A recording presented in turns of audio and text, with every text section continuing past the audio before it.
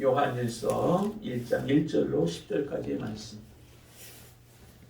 이 말씀은 우리가 함께 같이 합독하도록 하겠습니다. 같이 읽습니다. 태초부터 있는 생명의 말씀에 관하여는 우리가 들은 바요, 눈으로 본 바요, 자세히 보고 우리의 손으로 만진 바라. 이 생명이 나타나신 바 된지라. 이 영원한 생명을 우리가 보았고 증언하여 너희에게 전하노니 이는 아버지와 함께 계시다가 우리에게 나타내신 바 된 이시니라. 우리가 보고 들은 바를 너희에게도 전함은 너희로 우리와 사귐이 있게 하려 함이니 우리의 사귐은 아버지와 그의 아들 예수 그리스도와 더불어 누림이라. 우리가 이것을 쓰면 우리의 기쁨이 충만하게 하려 함이라. 우리가 그에게서 듣고 너희에게 전하는 소식은 이것이니 곧 하나님은 빛이시라. 그에게는 어둠이 조금도 없으시다는 것이니라. 만일 우리가 하나님과 사귐이 있다 하고 어둠에 행하면 거짓말을 하고 진리를 행하지 아니함이거니와 그가 빛 가운데에 계신 것 같이 우리도 빛 가운데 행하면 우리가 서로 사귐이 있고 그 아들 예수의 피가 우리를 모든 죄에서 깨끗하게 하실 것이요. 만일 우리가 죄가 없다고 말하면 스스로 속이고 또 진리가 우리 속에 있지 아니함일 것이요. 만일 우리가 우리 죄를 자백하면 그는 미쁘시고 의로우사 우리 죄를 사하시며 우리를 모든 불의에서 깨끗하게 하실 것이요. 만일 우리가 범죄하지 아니하였다 하면 하나님을 거짓말하는 이로 만드는 것이니 또한 그의 말씀이 우리 속에 있지 아니하니라. 아멘. 이 말씀을 보면서 내년도 한 해 우리 교회의 표를 생각해 보았습니다. 그 표는 빛 가운데 행하라 라고 하는 표입니다. 빛 가운데 행하라.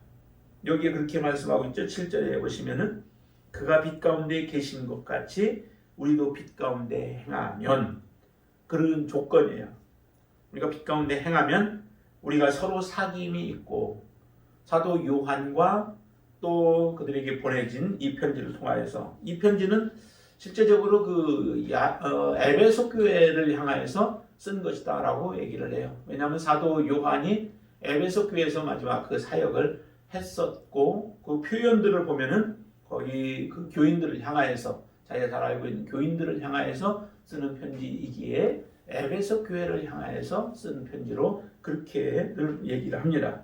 그렇다면 그 에베소 교회 교인들을 향하여서 너희와 우리와 온전한 사귐이 있으려면은 너희가 빛 가운데 행해야 한다라고 하는 겁니다.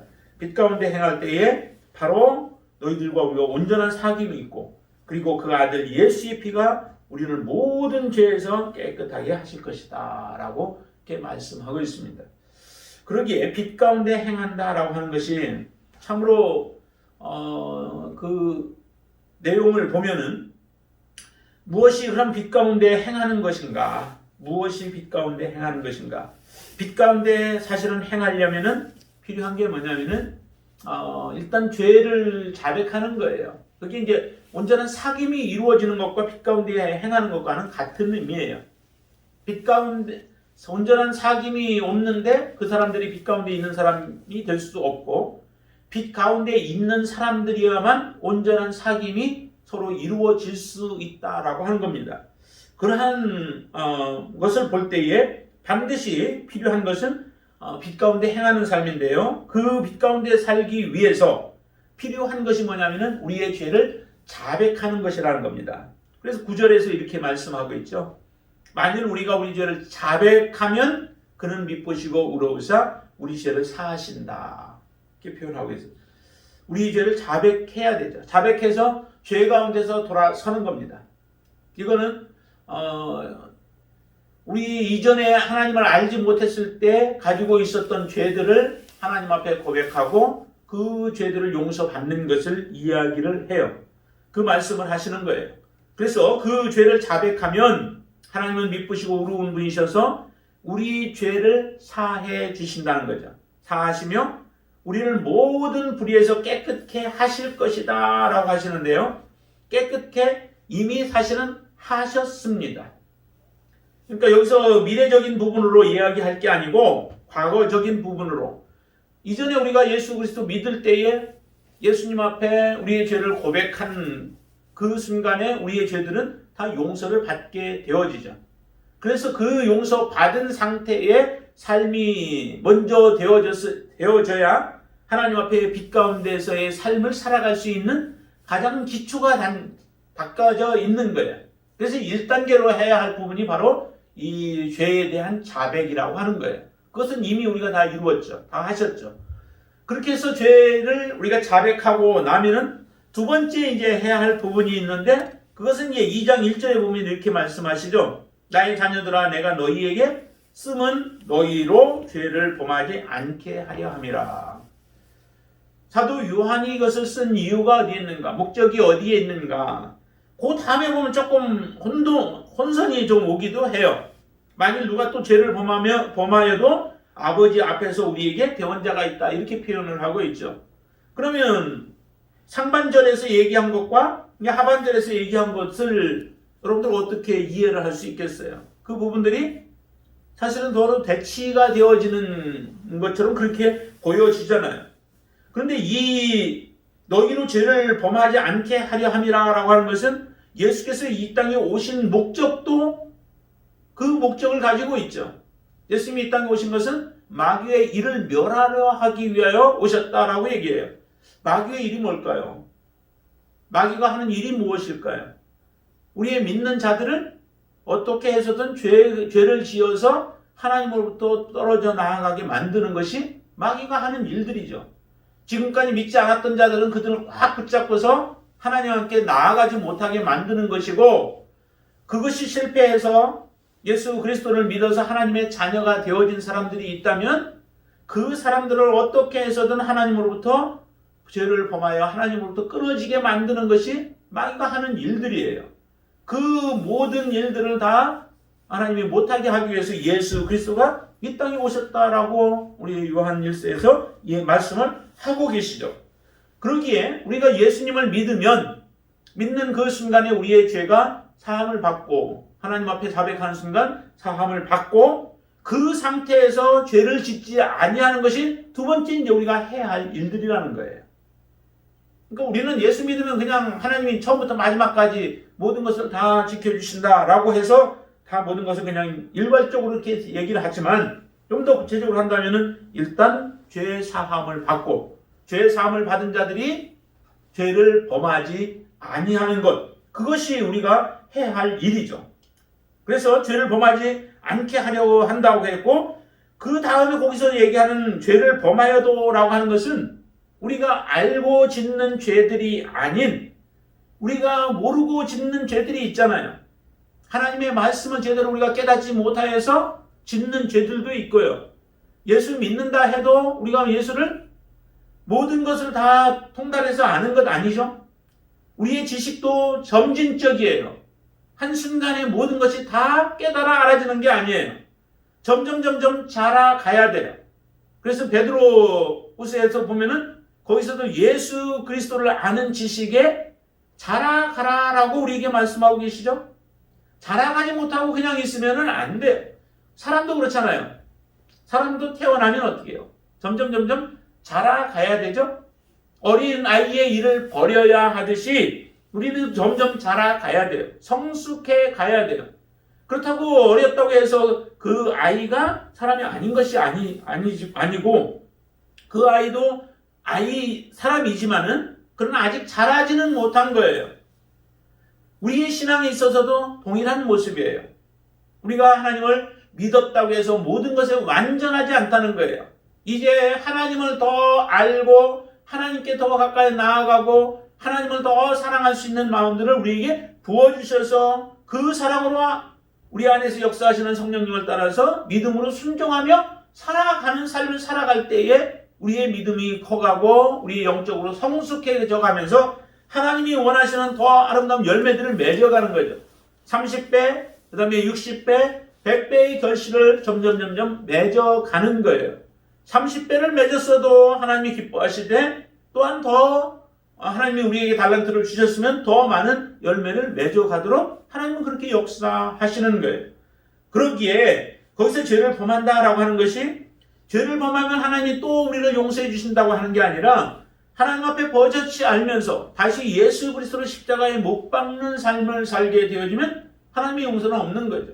이미 하나님이 우리를 용서해 주셨던 것을 우리가 다시 더럽혔기 때문에 다시 우리를 깨끗해 할 것은 없다라고 성경은 우리에게 말씀하시는 겁니다.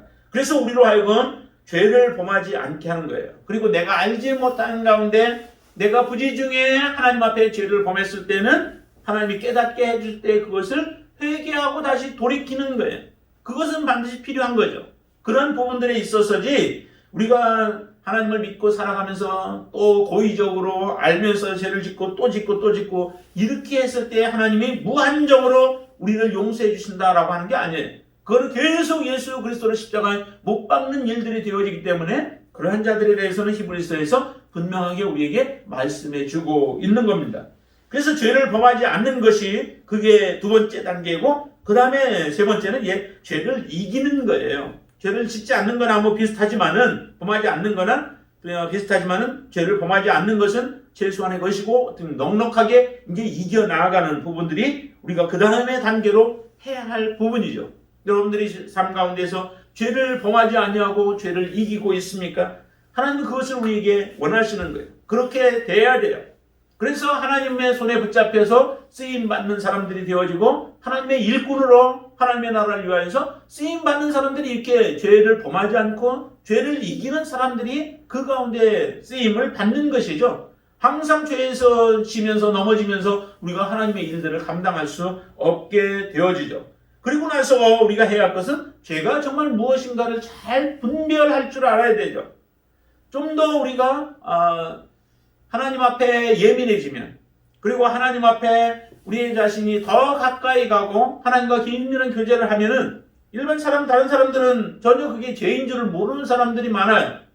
그런데도 하나님 앞에 예민하고 하나님께서 하나하나 모든 것 잘 가르침을 받은 사람들은 이게 죄인지 아닌지를 잘 분별해낼 수 있는 거죠. 그래서 다시 내가 부지중에 죄를 짓는 일들을 덜 짓게 되어지는 거예요. 하나님을 더 가까이 한 사람들은. 그러나 하나님을 사랑한다 하면서도 아직 하나님에 대해서 하나님의 뜻에 대해서 잘 모르는 사람들은 내가 모르고 그런 일들을 저지르는 거예요. 그럴 때마다 하나님 앞에 통회하며 하나님 앞에 죄를 우리가 고백하게 되어지는 거죠. 다윗이 밧세바를 범했던 것이 말씀을 전해드렸는지 모르겠지만 다윗이 그것은 죄인 줄로 알고 사실은 범했다라기보다는 그 당시에 왕으로서 여인 하나를 취하는 것 사실은 다른 왕들 어느 왕들이든 많이 행했던 일들 아니에요. 그렇기 때문에 관습적으로 되어져 있던 그 죄이기에 사실은 다윗은 그게 죄인 줄로 느끼지도 못하면서 사실은 그런 일들을 저질렀을 거예요. 그럴 때에 나단이라고 하는 선지자가 그로 하여금 깨닫게 해서 하나님이 당신에게 지금 죄를 지었다라고 하는 것을 깨닫게 할 때 그냥 훅석 주저앉아서 하나님 앞에 통회하는 이 모습을 보잖아요. 그 이후에 다윗이 하나님 앞에 범죄치 아니하고 하나님을 섬기는 그 모습들을 보면은 왜 다윗이 하나님 앞에 정말 하나님이 기뻐하시는 자요 하나님의 마음에 합한 자라고 했는지를 우리가 좀 알게 되어지죠. 우리의 삶 속에서 이처럼 그 죄를 분별하는 지혜가 있어야 된다는 거죠. 죄를 분별할 때 그 죄가 얼마나 하나님 앞에 우리가 범했을 때에 하나님의 마음을 아프게 하고 또 하나님의 그 마음을 고통스럽게 하는 것인지를 알기 때문에 우리가 그 죄 가운데 들어가지 않게 되어지는 겁니다. 그래서 죄를 분별하고 그리고 나서 우리가 해야 할 또 한 가지가 있다면은 그것은 예수님이 이 땅에 오셔서 죄인들을 용서하시고 그들을 구원하여서 하나님 앞에 쓰임받는 자들로 만들어 주신 것 같이 우리가 또한 그 역할을 감당하라는 거예요. 연약하여서 죄 가운데 빠질 사람들을 우리가 구원해내고 또한 알지 못하는 가운데 죄를 지었던 자들에게 돌이키게 만들어서 하나님 앞에 바르게 서게 만드는 이런 일들, 그런 일들이 또한 우리에게 주어진 하나의 사명이라는 거예요. 아직 하나님을 모르고 있는 자들에게는 하나님을 가르쳐 주므로 그들이 지금 살아가고 있는 것, 하나님 없이 살아가고 있는 것 자체가 하나님 앞에 죄여서 당신들은 하나님의 심판 가운데 놓여 있는 자이기에 속히 그곳에서 돌아오라라고 하는 외침을 우리가 외쳐야 하고, 하나님을 믿는다 하면서도 말씀을 알지 못하고 하나님의 뜻을 알지 못하여 살아가고 있는 자들이 있다면 그들에게 하나님의 말씀을 바르게 전해 줌으로 인하여서 그들의 죄에서 돌이키게 만들어 하나님의 사람으로 만드는 일들이 바로 우리 그 사명을 받은 우리들에게 주어진 그 사명들이라는 거예요. 이러한 삶을 온전한 교제를 누리면서 빛 가운데 살아감으로 인하여 이런 삶을 우리에게 살라고 지금 요구하는 겁니다. 그러기에 이 사도 요한은 이렇게 많이 말하잖아요. 1절 한번 보세요. 1절, 2절 보시면은 태초부터 있는 생명의 말씀에 관하여는 우리가 들은 바요, 눈으로 본 바요, 자세히 보고 우리의 손으로 만진 바라 이 생명이 나타나신 바 된지라. 이 영원한 생명을 우리가 보았고 증언하여 너희에게 전하노니 이는 아버지와 함께 계시다가 우리에게 나타나신 바 된 이시니라 하면서 예수님에 대한 부분들을 이야기를 하죠. 예수님이 어떤 분이셨는가? 생명의 말씀이었다. 그분은 태초부터 있었던 분이시다. 그런데 그분이 이 땅에 나타나신 바 되었다라고 하는 거죠. 그분에 대해서는 우리가 듣고 보고 실제적으로 만지신 바 된 분이다라고 하는 예수님에 대한 부분들을 쭉 이야기를 해요. 이렇게 예수님과 지금 사도 요한이 얼마나 긴밀한 관계 속에서 그 교제를 나누었는가라고 하는 것들을 그대로 우리에게 눈으로 보는 것처럼 보여주고 있는 부분이에요. 이 사귐에 대한 부분들을 말씀하기 위하여 이런 부분들까지도 이야기하고 있는 거예요. 이렇게 주님과 함께 사귐이 있었고 그리고 하나님과 함께 온전한 사귐이 이루어질 것이다 라고 하는 부분들을 그 다음에 3절에서도 이렇게 얘기하시다. 우리가 보고 들은 바를 너희에게 전하는 너희로 우리와 사귐이 있게 하려 함이니. 우리의 사귐은 누구와의 사귐이에요? 아버지와 그의 아들 예수 그리스도와 더불어 누림이라는 거예요. 하나님과 예수 그리스도와 함께 더불어 우리가 누리는 그런 사귐을 살게 하기 위해서 내가 지금 이 편지를 쓰고 있다라고 하는 거예요. 그렇게 하려면, 그 가운데 들어오려면 우리가 어떻게 해야 되느냐? 너희들은 어둠에서 벗어나야 된다는 거예요. 이제 어둠 가운데 행하게 되어지면 너희들은 결코 이 온전한 교제 안에, 사귐 안에 들어올 수 없다. 그러기에 그것을 벗어버리고 너희들은 이제 빛 가운데서 행하는 삶을 살아야 된다. 그 빛 가운데 살아갈 때에 너희와 우리와 온전한 교제가 이루어지고 그 교제가 참된 하나님이 주시고자 하는 복인 거죠. 근데 이것을 다른 말로도 많이 표현할 수 있어요. 빛 가운데 행한다라고 하는 것은 온전한, 아까 얘기한 것처럼 코이노니아 사귐 가운데 있는 것을 말하기도 하고, 또한 온전한 하나님의 사랑 가운데 있는 것을 이야기를 하기도 해요. 그러니까 온전한 그 사귐이 있으면 그 사람에게 생명이 있는 거죠. 다 이게 연결이 되어져요. 그래서 그런 예수 그리스도에 대한 온전한 지식도 있는 거고요. 또 그 사람에게는 하나님의 온전한 사랑이 그 안에 있는 거예요. 이런 사람이기 때문에 바로 너희들이 빛 가운데 행할 때에 온전한 사귐 안에 있게 되어지는데, 이런 사귐이 실제적으로 지금 교회 안에서 이루어져야 되는 거예요. 우리 교회 안에서 이루어져야 되고 모든 교회들마다 이 사귐이 있어야 그게 진정한 교회예요. 하나님이 원하시는 교회예요. 그 사귐이 이루어지기 위해서 필요한 것이 우리 개인적인 삶이 빛 가운데 있는 삶이어야 되는 거죠.